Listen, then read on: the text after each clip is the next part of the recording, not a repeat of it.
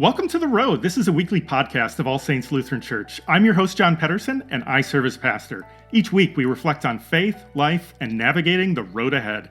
The language of journey is common when we think about life. It has its joys and challenges along the way, and we all need a little encouragement and guidance at times to keep us going. There's a word in the Bible, asphalia, which means truth, but it's the same root word we use in English for asphalt, if you can believe that. It's a solid surface that makes travel easier and more assured. And so every week we're going to be exploring elements of faith and life that keep us on the road. Faith isn't about living a perfect life. It's about finding our way, getting through rough spots, but seeking out those great vistas too. You can find my weekly message here, but you'll also find special conversations with guests who have insights on things like wellness, parenting, and living with unique purpose. If you appreciate this podcast, remember to subscribe where possible and share it with a friend. Here's this week's message. How do you imagine the impact of Jesus in your life and the world? If you do nothing else today and this week, I encourage you to reflect on that question. If Christ is present in our lives, in our world, in a real way, in short, what happens? I think we all probably have an answer already. We have some assumptions, perhaps, even if we haven't considered the question much. And if you asked 100 people, you would probably get a whole range of responses. Some might say that whatever impact Jesus has today is simply personal and internal to people's hearts and minds. Others might point to churches and followers of Jesus trying to serve their communities in the world, alleviating poverty, helping with disaster relief, or accompanying people through grief and other forms of suffering. Some might say that the primary impact of Jesus is simply saving people eternally, and that's all that really matters. Some might say that followers of Jesus sometimes have a negative impact in the world, self-righteously causing harm out of a misguided sense of mission to conquer whatever they deem to be evil. And no doubt someone might simply say that Jesus has no impact at all. Jesus is irrelevant.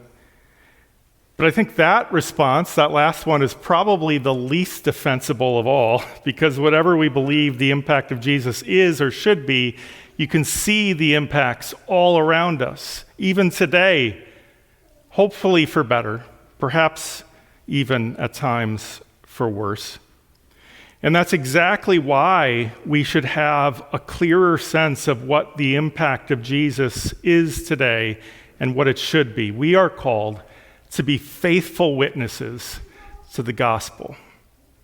And today we're going to explore this question primarily in conversation with the reading we heard from Acts 16 just a couple minutes ago. But before we get into that, I do want to simply note our gospel from John 17. Jesus is praying to the Father, and he prays for unity. He prays that they, and he really means all of us who believe, may become completely one, so that the world may know that you've sent me and have loved them even as you've loved me. During much of the 20th century and until now, a lot of work has been done on ecumenical efforts, seeking cooperation and agreement between many different Christian denominations and movements. Lutherans and Catholics came together to come up with a joint theological statement on the 500th anniversary of the Reformation. We also entered into shared partnership with several other mainline denominations. I think all of this matters, and it's an important insight into the vision Jesus has for us and the community of faith. A friend of ours from our days in Milwaukee is a professor of theology and is currently part of a dialogue between Lutherans and Pentecostals, which is interesting. How do we understand the work of the Spirit in a shared way? That's a good segue, actually, to the reading from Acts, which so often shows the work of the Spirit in the fledgling Christian movement. As we've talked about in this series, these early Christians acted boldly and decisively to share the wisdom and good news about the love and grace of God. Today's story about Paul and Silas is fascinating. It doesn't offer any definitive lessons, but it opens up an entire picture of what happens when Jesus and his followers simply try to live and share their faith in the context of community and society. Paul, as you might recall, had previously been persecuting Christians, and he saw them as this aberrant group that needed to be shut down and eliminated until he had an experience and heard the voice of Jesus on the road to Damascus. His warpath was disrupted, and he discovered newfound grace and peace that he wanted to share. Paul and Silas are still in the same area of Macedonia where they met Lydia last week, and it seems they're going back to the same place of prayer. Remember that Paul had a vision that brought him to the district of Macedonia. It seemed like a clear plan, except that it didn't play out as expected. Paul and his companions are putting themselves out there, but throughout Acts, there's a significant amount of spontaneity and just going with the flow. And when they return to this place of prayer again, they continue their encounter over many days with a girl who is a slave, and she apparently has a spirit. She serves as a fortune teller. And she keeps publicly calling out Paul and Silas and their companions. These men are slaves of the Most High God who proclaim to you the way of salvation. Her words have some truth to them. They do serve the Most High God and proclaim a way of salvation. Her identification of them, though, as slaves is interesting, since she is the one who is a slave. She is both a slave to her master and a slave to the spirit which her master is using as a means to make money. Her public proclamation about them seems a way to build attention and credibility for herself. And in response to her incessant pestering, we see kind of maybe a little bit of a new human side emerge out of Paul. Annoyance. He orders the spirit to come out of her, and it does, and now her master has lost his money-making enterprise. We heard the rest of the story. Paul, Silas, and the others are imprisoned for disturbing the city and advocating customs not lawful for Romans, apparently. By simply living out their faith and sense of call in the society, they're creating disruption. Their release from prison follows a miraculous earthquake which shakes their shackles and prison doors open. They have an opportunity to flee, but they don't. This saves the jailkeeper's life, who would have faced punishment for their escape. Jailkeeper helps wash their wounds from their beating and in fact comes to faith, and his whole family is baptized that night. They're in Macedonia, which is a Roman colony at that time. And in colonies, many human rights and freedoms are constrained, and that's the case here. Except in the verses that follow today's reading, we learn that Paul is actually a Roman citizen, not perhaps, as they presume, just a resident of this colony. And I want to read the excerpt that follows that reading.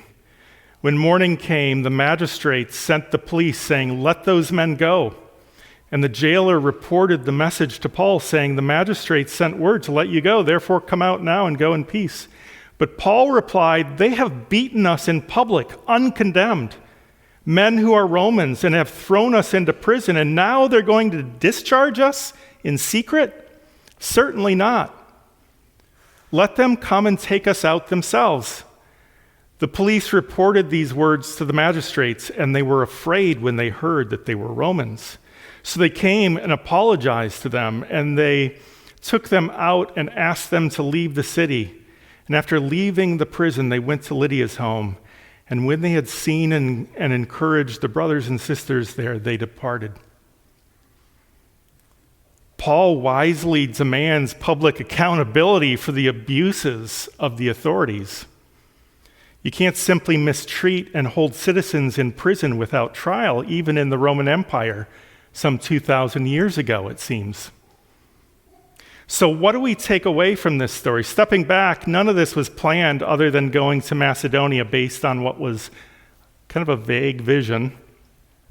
Paul and his companions are simply trying to be faithful in their desire to share the grace and love of God, and stuff just keeps happening. In many ways, Acts is one of the most relatable books for how Christians should live, even if it's in a different culture long ago. But we may look at it and think there's not much to learn. Everything that happens seems so chaotic and hard to plan out. Rather than dismiss that, though, maybe we need to pay attention to that. I often struggle less with what Christians should believe about what's happening in the world today and more with how Christians are actually called to act today.